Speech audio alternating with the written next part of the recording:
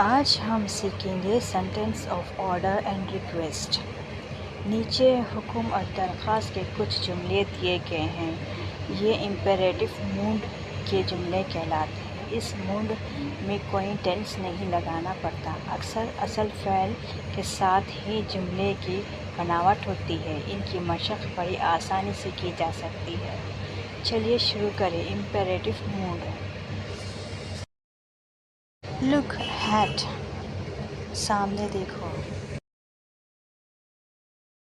गो had, आगे बढ़ो। Drive slowly, गाड़ी आहिस्ता चलाओ। माइंड योर ओन बिजनेस, अपना काम करो।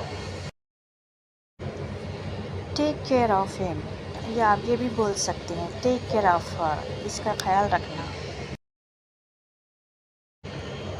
गो बैक, वापस जाओ। जस्ट लिसन, सुनिए तो। कम सून, जल्दी आना। लेट मी सी, मुझे देखने दो। बी रेडी, तैयार रहना। मूव असाइड, एक तरफ हो जाओ। थिंक बिफोर यू स्पीक, सोच समझ कर बोलो। डू कम, ज़रूर आना।